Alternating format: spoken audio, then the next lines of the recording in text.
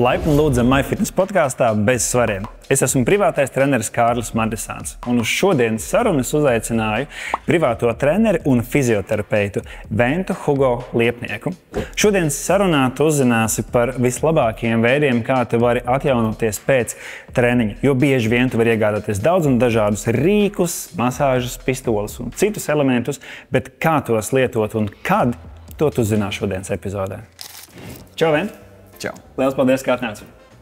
Man vienmēr ir patīkami būt sarunā ar tevi, jo tu ne tikai zini lietas, bet tu arī par tām interesējies.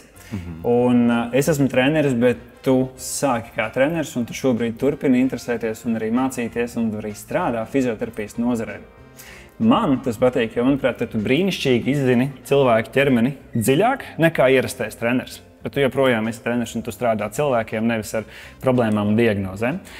Pastāsti mazliet vairāk par sevi, kā tu sāki par treneru un par ko tu šobrīd mācies. Jā, vispār par treneri es sāku mācīties Austrālijā. Vispār es visu savu jaunatni arī nodarbojos ar sportu, kas bija basketbols. Un tad aizbraucot uz Austrāliju, tas man bija kā gap years. Vispār es nedomāju, ka es mācīšos par treneri. Es zināju, ka es gribēju būt fizioterapeits. Un tad arī aizbraucot uz Austrāliju, izmācījos par treneri, jo es negribēju aizbraukt tā vienkārši. Es gribēju, lai es arī to gadu kaut ko daru. Un tā es arī vīzas dēļ, jāpiemina, man vajadzēja studentu vīzu. Un no tā visu, ko man piedāvāja, es izvēlējos fitnesu. Un tad arī atbraucot pēc gada atpakaļ no Austrālijas, iestājos akadēmijā un sāku mācīties par fizioterapeitu. Cik tā gadi vēl atlikuši, lai pabeigtu mācīties? Es šogad pabeidzu. Fantastiski. Bet jā. Es saprotu, ka tu arī jau strādā fizioterapijā, pareizi? Jā, man ir bijušas vietas. Man arī nāk šeit MyFitnessā arī vairāk cilvēki jau nāk ar tādām traumatoloģijas traumām, muguras sāpēm, potītiem ceļiem, un tad arī mēs strādājam ar to. Tā kā mums šodienas saruna būs par līdzekļiem, kurus lietot pirms un pēc treniņa, kā sevi sagatavot, kā palīdzēt ķermenim atjaunoties, tad es gribētu uzdot jautājumu, kāpēc tad vispār šis ir nepieciešams, kāpēc ir tāda pat nozare, kurā ir pietiekami daudz produkti par vislabākajiem sagatavošanās, atsildīšanās, stiepšanās, masāžas, jo mēs tak nākam uz treniņu, paliekam spēcīgāki. Bet, laikam, lieta, kas bieži vien šajā pazūd, ir cilvēka ķermenis adaptējas tajā brīdī, kad tu atjaunojies, nevis brīdī, kad tu veic to fizisko darbu un treniņu, jo treniņš mūs nogurdina. Pareizi? Jā, un ļoti labs jautājums. Vispār, kāpēc mums ir nepieciešama atjaunošanās, ir tāpēc, lai tad, kad mēs trenējamies, mūsu ķermenis ir nogurst, mēs dodam lielu stresu savam ķermenim.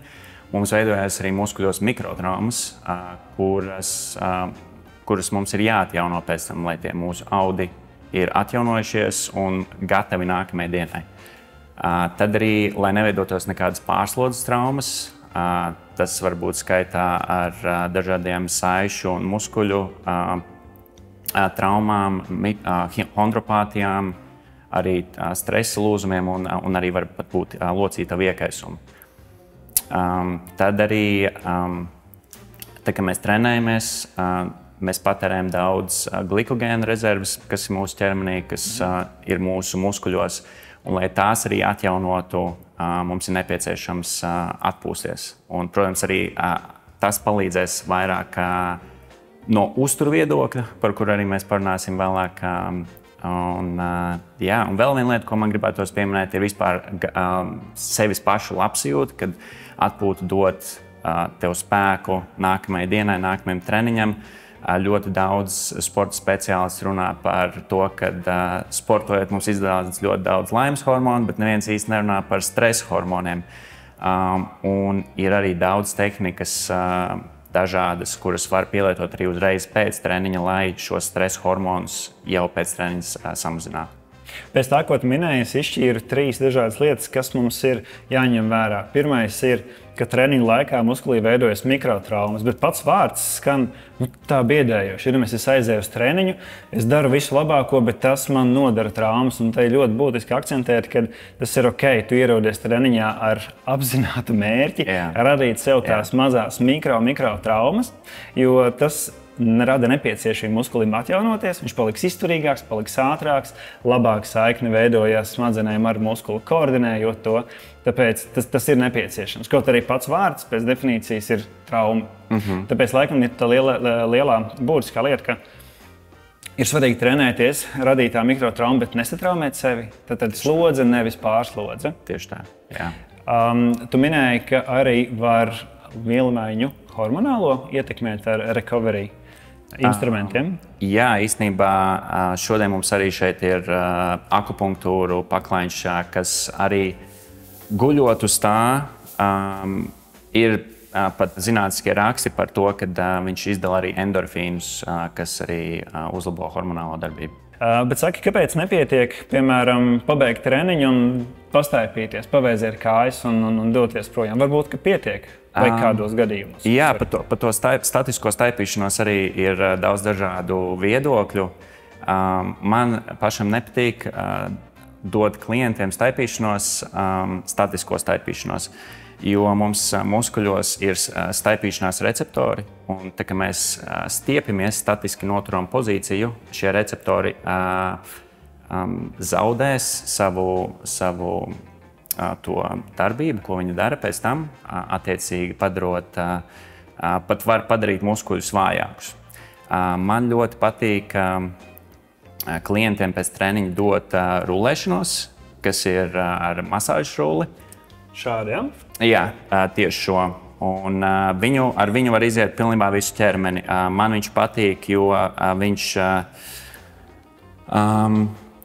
dos muskuļiem arī to asins apgādi. Tātad atslābinās arī muskuļus, atjaunos, tāpēc, ka tā kā ir asins apgāde, tad arī resursi nāks vairāk uz to lokālo vietu, kurā tiek rullis lietots. Asinis bagātināts ar skābekli. Skābeklis ir vajadzīgs enerģijai, lai mēs to sadedzinātu un mēs varētu kustēties. Bet tieši tāpēc skābeklis ir vajadzīgs, lai piegādātu enerģiju un ar šūnām atjaunot muskuli pareizi. Bet pēc treniņa ir baigi feini, ka ir tā pampa sajūta, ka muskulis ir pieblīdis un liels, vai tas ir labi, vai tas ir slikti, jo tāpēc pēc 20 minūtēm tas pāriet. Un tad jautājums, vai uzreiz, kad muskulis ir sapumpēts, kāds teiktu piedzīts, vai uzreiz ir nepieciešams piedzīt muskuli, sēdināt uz ruļļa un turp apakaļ rulēt? Jā, tad, kad mums ir šis te pumps, tas muskulis ir pilns ar oļhidrātiem, ar ūdeni, pienskābi, un tieši tāpēc arī būtu labāk viņu izrulēt, lai tas viss samazinās muskulī. Attiecīgi, nākamajā dienā, ko mēs saucam par DOMS, kas ir tās nākamās dienas muskuļu sāpes, arī būs, vismaz vajadzētu samazināties. Kā sanāk? Kas ir svarīgāk? Parunāsim tagad par to rulēšanos un pašmasāžu rulli. Vai pietiek, ja es uz tā ruļļa uzguļos, pieņemsim, es uzgultu virsū kāju, un es parulētos šitā te vienkārši turp apakaļ un pagrozītu. Tas dotu gana daudz efektu, ja es pa viņu tā mīcos. To var darīt pašā sākumā, lai to virspusējo kārtu padarītu mīkstāku. Tad arī labāk tiks muskulim klāt pēc tam tiem muskuļu triggerpunktiem vai sāpīgiem punktiem, kas ir muskulī, kas ir nedaudz dziļāk. Un tad arī varēs palikt līdz minūtei vai līdz brīdim, kad šīs sāpes atlaižās, tad var arī pāriet uz citu vietu pēc tam. Tātad, jā, kādas 5-10 reizes sākumā var izrulēties, tad atrast, sagaidīt to sāpīgo punktu un sagaidīt, kad atlaiž tās sāpes. Es patiesībā gāju tajās triggerpunktu apmācībās. Tas, ko es paņēmu līdzi kā lietošanu, ko es ļoti bieži redzu cilvēki sporta zālēs lieto, rulējās, šūpojās turp apakaļ, bet pirmkārt viņi fiksā pārbrauc pāri un neapstājas uz tā triggerpunkta. Daļa no tev tiek palaist garām, ja tas ir nepatīkami. Un otra lieta, kas man ļoti patika par masāžas ruļļiem, bija, ka tas bija kustības saistīta ar elpošanu. Tad, ja tu vari ieelpot 2 sekundžu laikā un 2-3 sekundžu laikā izelpot, tad tas arī nosaka, kādā tempā ar vienu ieelpu izelpu rullē, ar otru ieelpu izelpu rullē pretējā virzienā. Tad ilgāku laiku pavadīt uz tā ruļļa, jo viņa nevajag strauji rullēt turp apakaļ.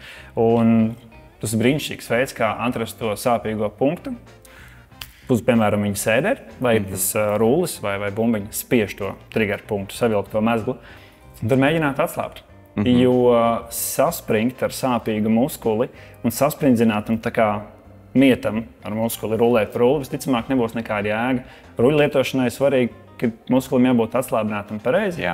Tad visticamāk ir vērts arī atlaist prātu, jo pēc treniņa nav patīkami tad piedzītu jūtīgu muskuli, kas ir pilns ar asinīm, mīcīt un vēl jau vairāk uz sāpīgākā punkta apstāties. Tas ļoti vienkārši rada refleksu saspringt pareizi. Jā. Un tieši tā elpošana mūsu nervu sistēmai ir iedos to relaksācijas sajūtu.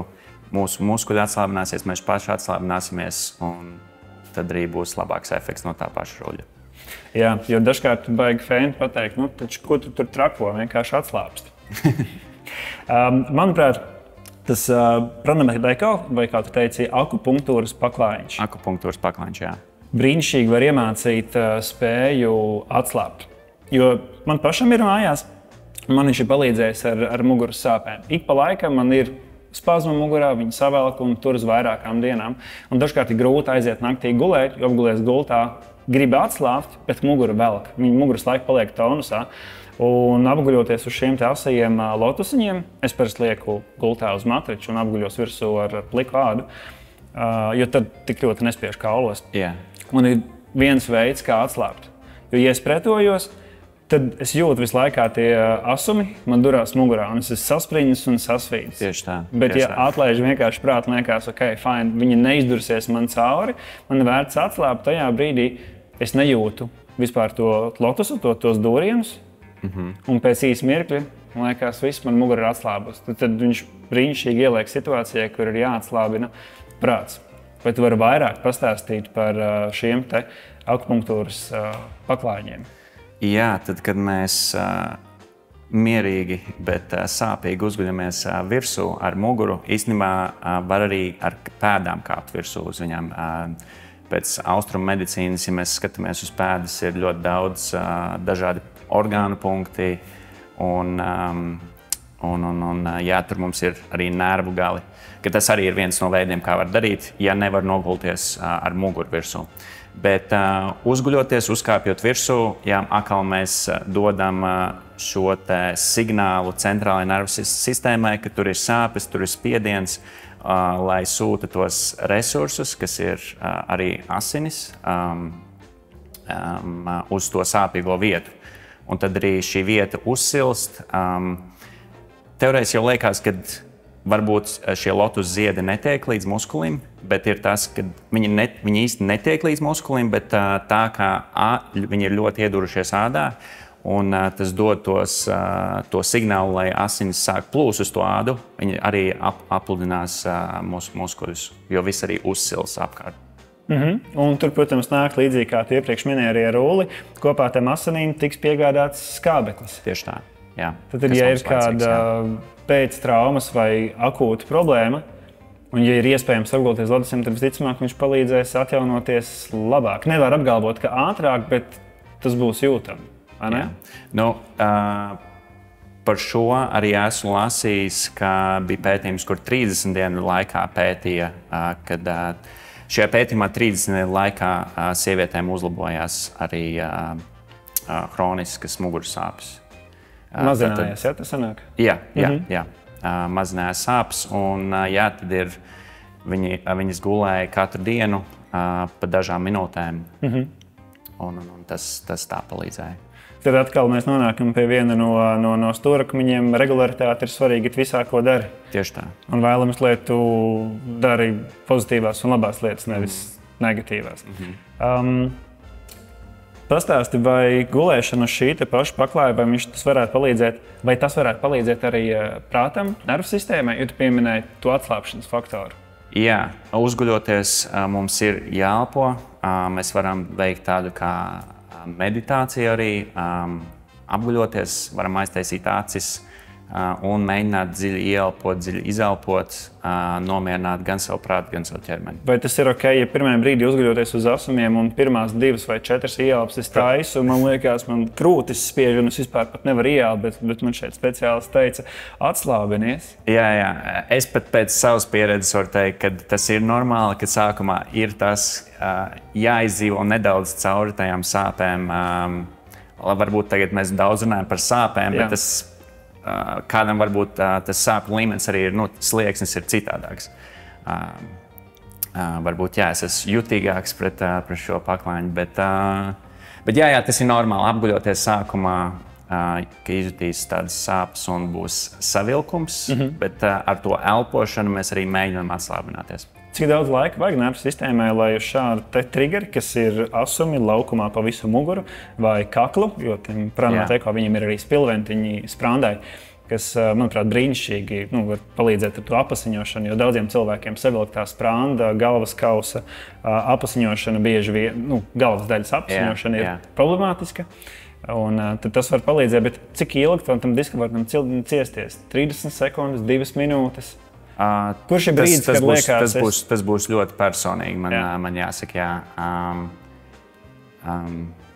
Man tās ir minūte, 32 minūtes. Es parasti arī neņemu laiku, bet tā es varētu teikt pēc sevis.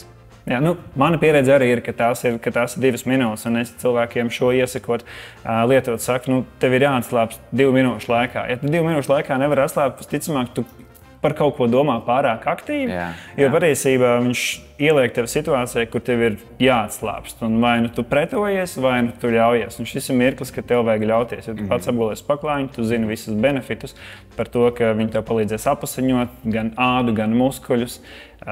Tu pieminēji to pētījumus, uzreiz atcerējos, ka šim pašam pranamanteikautam, tam akupunktūras masāžas, akupunktūras paklājiņiem. Daudz vārdu sāku pīties.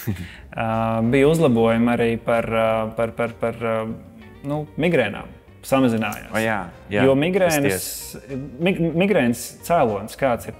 Vai es pareizi saprotu, ka migrēnas veidojas no tā, ka daļa no asinsvadiem un muskuļu tensijas ierobežo skābekļu plūsmu un asiņu plūsmu. Sanāk, ka galvā rodas spiediens, jo asinis pieplūst, bet nevar atplūst atpakaļ. Un tad šādā situācijā varētu būt vērts, lai arī kur tu esi mājās vai trolejbusā apgulties uz paklājiņu, lai atslābtu un ļautu asinīm atecēt un iespējams uzlabot to migrēnas situāciju. Jā, un aizliekotais galvas, ja mēs apguļamies uz muguras un aizliekamies galvas spilvenu, tas ir sāpīgi, mēs varam arī apsēsties dīvānā, uzlikt pret dīvānu un tā uzgulties virsū. Tas var būt arī īstenībā labs variants, kā sākt. Nav tik liels spiediens vajadzīgs. Patiesībā pats tas lotosa pieskāriens ir būtiskāks mazāk par mehānisku spēku. Pastāst lūdzu, jo mums ir arī masāžas pistole. Pastāst lūdzu par to, jo es savā ikdienā to nelietoju. Es cilvēkiem aicinu atslābsti, atlaid prātu, esi mierīgs, ko tu trako. Labi, es tā nerunāju, bet idejiski. Bet pastāst vairāk par masāžu pistoli. Es parasti lietoju viņu, ja es veidoju kādu mīkstu audu masāžu, tad tas ir labs veids, pieņemsim, kā virspusējo kārtu izmīcīt labāk, lai man pašam ar pirkstiem nebūtu tik spēcīgi jāspiež. Un tad atkal tieši tāpat kā paklājiņš, ka dažas reizes izrulē sākumā, lai muskulis virsējā kārta atslābst, un tu tiec vairāk dziļāk trigger punktiem. Un tad tev pašam nav tik daudz jāstrādā ar saviem pirkstiem. Tas būtu, kā es kā speciālists lietoju, bet kā pēc treniņa arī ļoti, tā kā šī pistole ir dziļo audu masāžu, viņa tiek arī diezgan dziļi audos ar savu triecienu. Viņa arī, tā kā visi šie palīgi līdzekļi, viņa arī palīdzēs apgādāt muskuli ar asinīm, respektīvi resursiem uz lokālo apvidu, kur arī izmanto šo līdzekli. Pastāst lūdzu vairāk par masāžu triecienu pistoli, jo es zinu, ka te ir dažādi uzgaļi. Šeit virsū ir apaļais, kas, manuprāt, ir ļoti bieži redzēts. Un, ko tas dara, kādām vietām, muskuļiem vai cilvēkiem viņš būtu rekomendējams? Apaļais ir visuniversālākais, pa viņu var iet pa lielam pa jebkurieni. Jo lielāka virsma, jo arī lielākam muskulim to var veikt. Tas pats būs arī ar plakano. Ar plakano būs nedaudz spēcīgāk, sāpīgāk. Uzgaļus var mainīt, noņemot šeit priekšu, uzliekot otru. Šis ar 2 punktiņiem, šis būs vairāk apkārt starp, kad mēs ieliekam mums mugurkauls paliek šeit vidū, un mēs tiekam blakus muskuļiem. Jā, blakus skriemeļiem labāk kreisā pusē vienlaicīgi. Šis interesants, es tādu nekad neesmu jūtis. Ir kāds, kurš ir sāpīgs?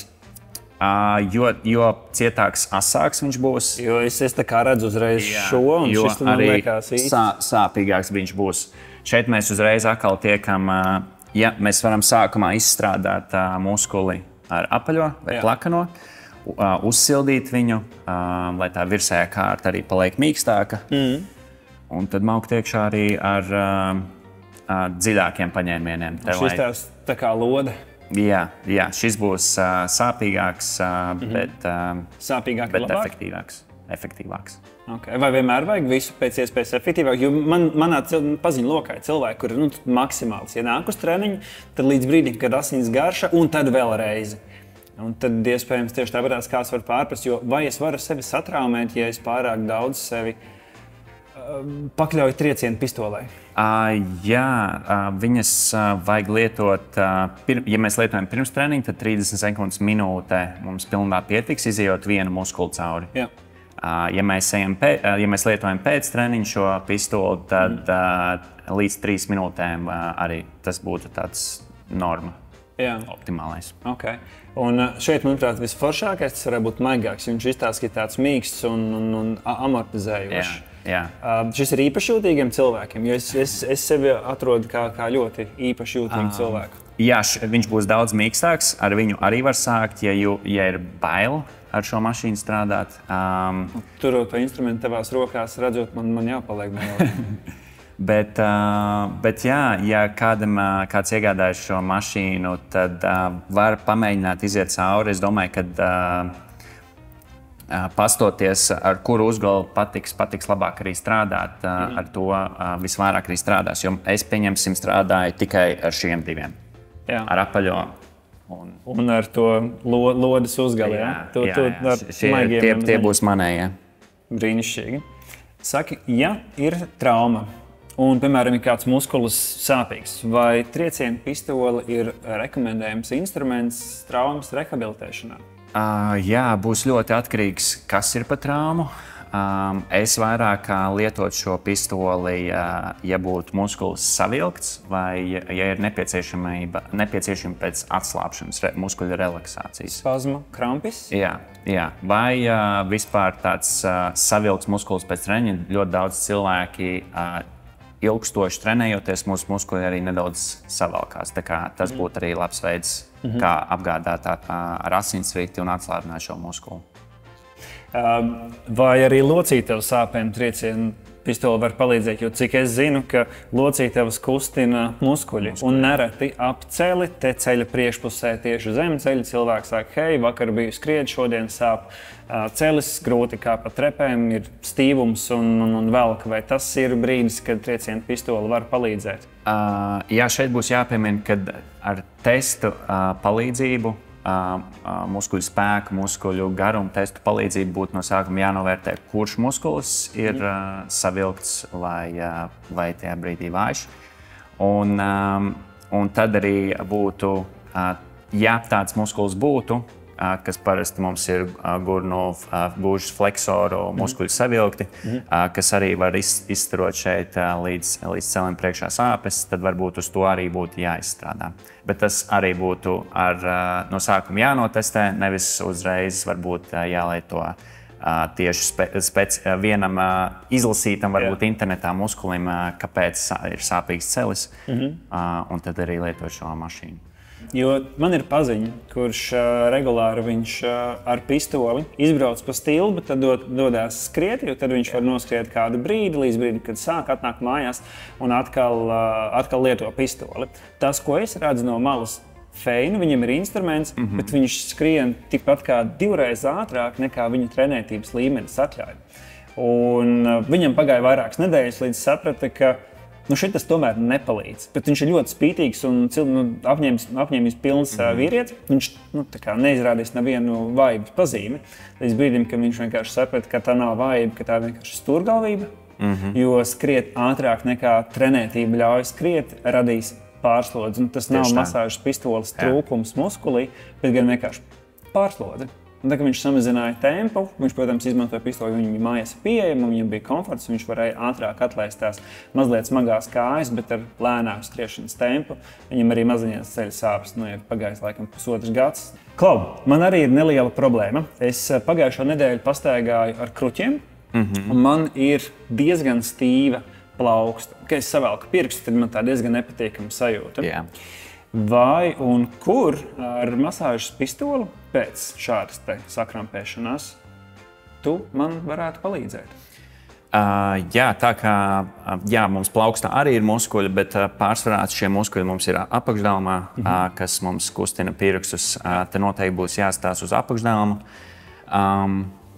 Sākumā mēs varam iet vēlēs neiet ar sāpīgo uzgali. Es tev uzticos, ja tu vēlies penetrēt manu roku, tad ņem ciet. Paņemsim, pamainīsim uz mazliet netik sāpīgi. Katrai mašīnai arī ir savi ātrumi. Šai ir 3 ātrumi. Jā. Kādu ātrumu man vajag? Man patīk ātri. Ja godīgi, tad veids ar lielāku ātrumu nav tik sāpīgi. Ja ir ar mazāku ātrumu, tad ir sāpīgāk. Man liekas, tad tie sitieni ir vairāk izjūtamāki. Jā, es gribēšu mazāk sāpīgi. Vai pulksteni novilkt, vai var... Tik tālu vairs neiesim, mēs varam atstāt pulksteni. Ko man darīt? Pagriezīs plaukšu šādi šeit. Sāksim ar šejieni. Sākumā pavisam mazliet var likt spiedienu uz apakšdelmu un tad arī ar laiku dot lielāks un lielāks spiedienu. Kā pats jūties?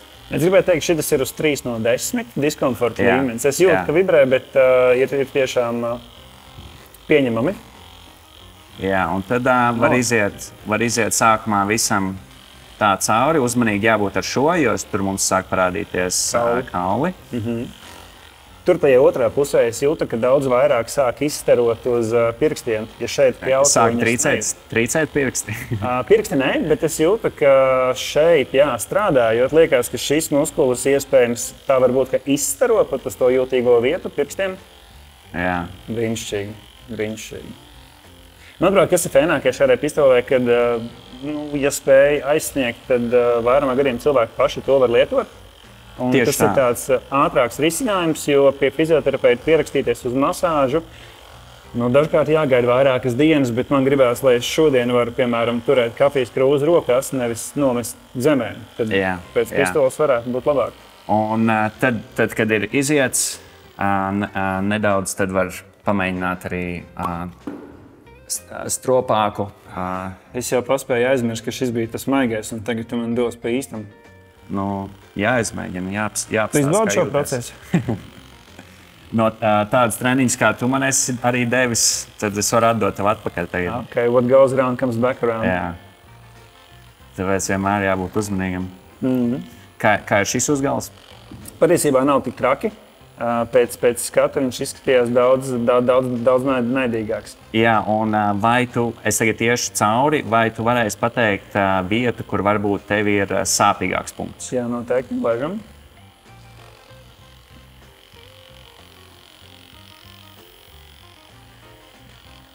Gandrīz bija tuvāk kalkonim mazliet uz šo pusi. Te ir Jā, un tad arī var šādi palikt. Varbūt ne visu laiku uz vienu punktu, nedaudz apļojot vai braucot uz augšu, uz leju. Vai būtiski šajā brīdī to muskuli, kuru ar pistoli mēs tagad darbinam, turēt iespējami atslābinātu vai mazliet tomēr turēt viņu sasprindzinātu? Pilnībā atslābinātu, jo atslābinātāks muskulis, jo labāk. Laikam tāpēc ir forši to iedot kādam citam rokās, jo tad vismaz pats var atslābt un ļauties. Jā. Jā, un šeit, protams, arī būtu būtu labāk, ja tev salkons arī būtu atbalstīts pret kaut kuriem.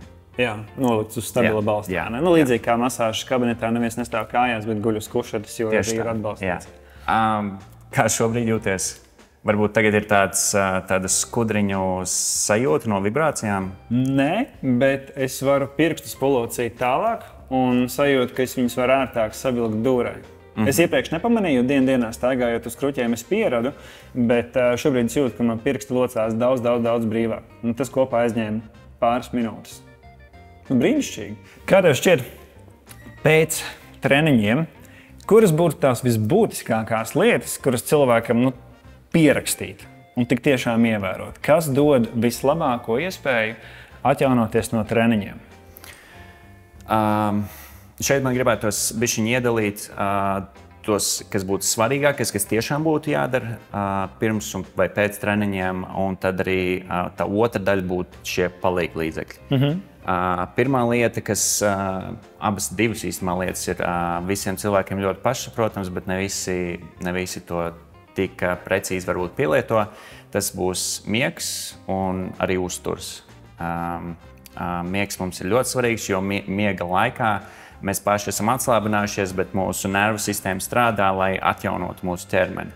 Visas šīs mikrotraumas, kuras mēs radām treniņa laikā, atjaunojās. Mums arī izdalās vairāk augšanas hormonus, kas palīdz mums nostiprināt un audzēt šos muskuļus.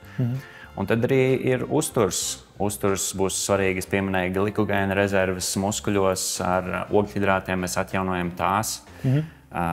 Ļoti svarīgs ir arī olbaltumvielas, kur būs šīs aminoskābes, lai arī atjaunotu muskuļus un palīdzētu viņiem kļūt stiprākiem. Tu pieminēji uzturu, tu pieminēji sākotnēji, ka visi šie palīgi instrumenti, un arī tie, kur nav pieminēti mūsu raidījumā šodien, tie piegādā muskulim un audiem skābekli. Savukārt, es zinu, ļoti būtisks ir asinīs, lai ir hemoglobīna līmenis, lai šis skābeklis vispār ir, lai viņš ir transportējams. Tāpēc man ļoti patīk, ka tu piemini, mēs šodien stāstam par atjaunošanās instrumentiem, bet vēl viens ļoti būtisks instruments, kurš šeit nav nolikts, tas ir maltītes šķīvis.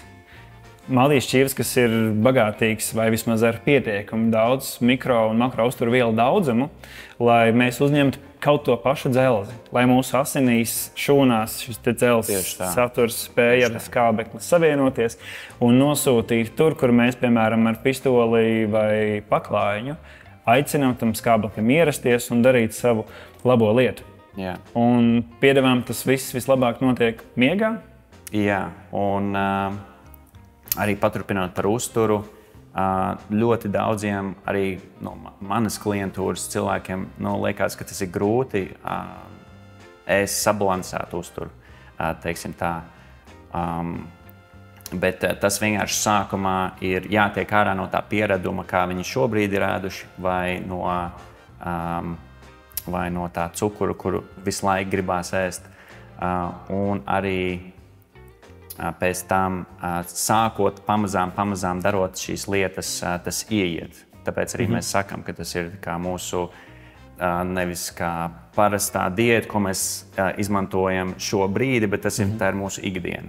Un man arī patīk īstenībā, ko es pats pielietoju un ko man patīk ieteikt klientiem, ir 80-20 likums, kad 80% no nedēļas ēdienreizēm ēd sabalansēti. Tad ir tie 20%, kur tu atļauj sev, ja tev gribās, protams, bez nekādiem saviem aizspriedumiem, ka tu apēdi to šokolādi, jo to lielāko daudzumu reižu tu ēd sabalansēti. Tad sanāk, viena no 5 ēdienreizēm noteikti var atlaist grožus un labās prakses principus un mazliet brīvāk skatīties uz dzīvi. Es pat teiktu, ka šis 80-20 likums jau iedod to brīvāku skatu. Bet es arī neteiktu, ka tā viena ēdienreize ir, kad tu atēdies tur 5 burgeri, tur čipšu paku un viss ir vaļā, viss ir atvērts. Protams, tomēr skaties, lai arī tas nav pārāk. Jā, man šķiet, ka ļoti būtisks faktors, ko ņemt vērā. Līdzīgi kā katrs noteikti atcerēsies tās pirmās dienas un nedēļas, kad vispār uzsāka trenēties. Tur nebija runa par baigo progresu, par spēka sajūtu. Tas vairāk asociējas ar nogurumu, ar neziņu, maldīšanos un eksperimentēšanu. Un darot to pietiekami ilgi, izkopās ieradums, vingrinājumi kļuva saprotami, kustības bija izpildāmas, tehnika uzlabojās. Un tam vienkārši vajadzīgs laiks. Tieši tāpēc ir arī uztur ieradums, jo tev un man ir viegli runāt par foršu, sabalansētu un labu uzturu. Jā. Bet mēs arī sākām. Es sāku pirms 8, 9 gadiem par to interesēties. Šobrīd man ir viegli par to runāt, bet nozarei runājot par to es esmu gadiem. Un es ļoti labi saprotu, ka tas nav iemācāms vienā dienā, bet tas nenozīmē, ka, ja to nevar dabūt ar vienu klikšķi uzreiz, tad man to nevajag. Diemžēl tas ir nepieciešams visiem, jo visa pamatā treniņos, veselībai, uzturs un miegs ir visbūtiskākais. Un pēc tam seko citi instrumenti, kas var uzlabot komfortu, mazināt sāpes, lai varētu turpināt darīt to, kas ir svarīgi. Jā, viņi būs kā palīgi līdzekļi atjaunošanās procesam būt ātrākam, efektīvākam. Tieši tāpat, kā tu minēji iepriekš, šie nav visi. Man ļoti patīk lietot arī masāžas bumbiņas, kas arī lokālāk tiks uz sāpīgiem punktiem, kas būs mazliet arī efektīvāks par pašu rulli. Viņš būs lielāka virsma būs viņam. Ja kāds ir izvēles priekšā, ar ko sākt, manuprāt, ir ļoti būtiski saprast, ka rullis ir pieejams te vai visos sporta klubos. Varat pat izvēlēties krāsas, izmērus, lielumus un formas.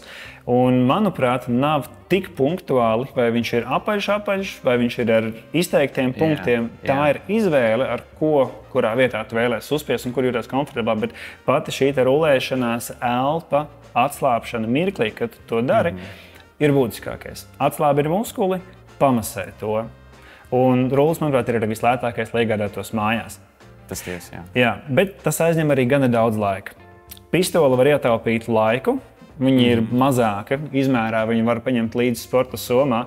Un, pirmkārt, viņi ir interesanti, ir dažādi uzgaļi. Un, es joprojām jūtu ļoti patīkami to roku, kur tu man izmasēji. Es nemaz nezināju, ka viņi var būt tik ātri un tik brīva. Un, manuprāt, viss tāds slinkuma pilnākā opcija ir šie akupunktūras paklājiņi. Jo mēs ikdienā tik daudz darām, mēs nākam uz treniņu, mēs steidzamies, mums ir pistoles, mēs visu tik ļoti darām, ka šis ir mirklis, kur galvenais veids, kā to lietot, ir darīt neko. Jo bieži vien, ja savilkta mugura, tā ir spazma, viņa velk, viņa tur tā kā krampis, un tu nevari krampi padarīt brīvāk, ja tu vēl vairāk saspringsti. Jo vienīgā opcija ir tikai atslābt un apgulties uz šiem te lotusiem, uz tā Pranamate Eko paklāja vai spilvena.